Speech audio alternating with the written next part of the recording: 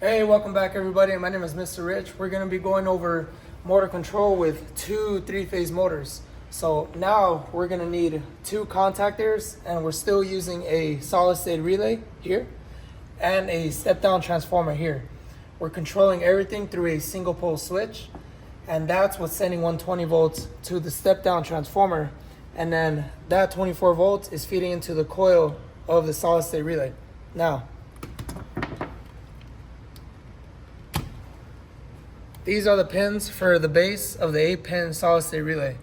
You have 2 and 7 here, which are the coil, and then you got your common pin, which supplies the power coming in from the source here, and the transformer.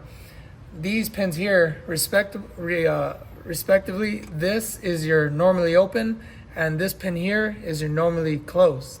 So now, in order to alternate motor turning them on, we gotta connect your normally open to the A1 terminal of one contactor, and then your normally closed pin from the block to the A1 terminal of your secondary contactor. Now, neutrals are all tied together, which is here. A2 ties to A2 of both contactors, and that ties into the source as well as the line 2 coming in to the step-down transformer. Now, it's important here to indicate that these transformers isolate different components, such as this solid state relay, which is sensitive to 120 volts on the coil, which is why we use this isolation type transformer. Now, we're gonna use a flasher on setting on your solid state relay that's indicated by off, off, on, off, A, B, C, D. So on A, B, C, D here, we need A to be off, B to be off, C to be on, and D to be off. Now, moving on to the time function, E has to be set to off. The reason for that is because we want to use 1 second multiplier here, which is indicated by E being off. Okay. Now, F and G indicates that we have to have F on and G off in order to use the 1 second multiplier there, which is what we have here. So now we're gonna go ahead and install the solid state relay. And it's an important thing to note that your line 1, line 2, line 3 are in parallel with each other on both contactors. Now you have 3-phase coming in from a pull box here, which is connected to that disconnect right over here, which we will energize. So now 3-phase power is being supplied to our pull box, to our contactors here. Now, we're gonna plug in our 120 volt source, which is gonna enable us to energize the coil from our solid state relay after stepping down the voltage using a step down transformer. So we will begin now. So we are set for 32 seconds. Plus 16. We're gonna move this to 16 seconds. So one motor will be on the normally open function when I turn the switch on. After 16 seconds, this motor will turn off, and this motor will now turn on, switching from the normally closed state to the normally open state. We will try it out now.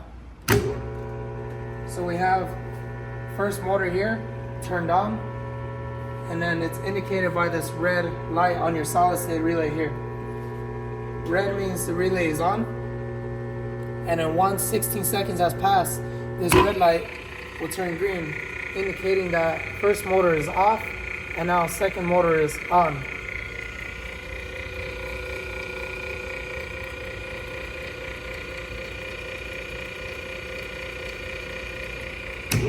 And there we have it.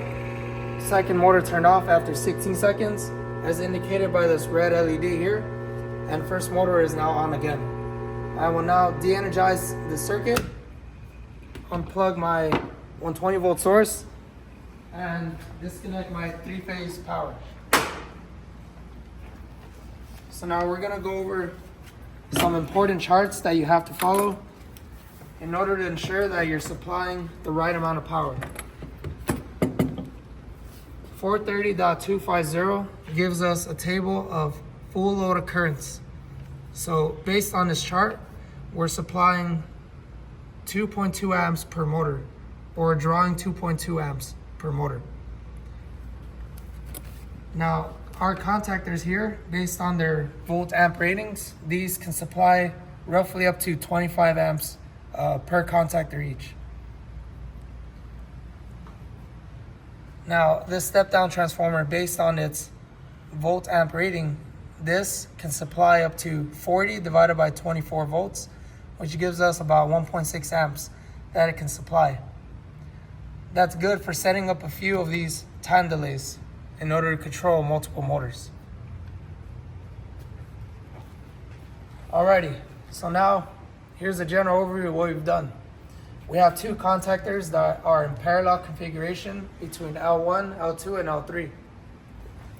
So one contactor feeds into one motor from T1, T2, T3, and then additional contactor feeds into this motor from T1, T2, and T3. We can control the relay through a single pole switch. We have to step down the voltage from 120 to 24 in order to turn on this relay. Why? Now, pins 7 and 2 are the coil pins for the 8-pin base. Now, the coil is rated at 24 volts AC or DC. So in order to make the normally open terminals normally closed, we have to turn on that coil. In other words, feed in 24 volts from the step-down transformer here.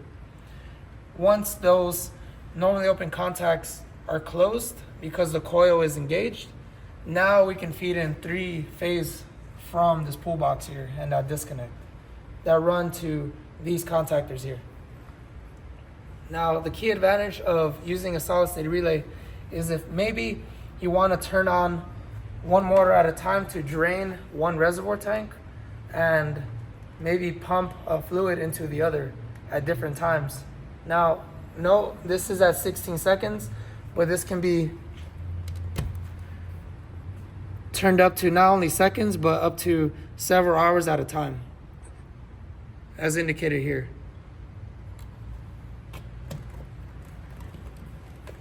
So that was a overview of dual mode controls. Thank you, and tune in next time.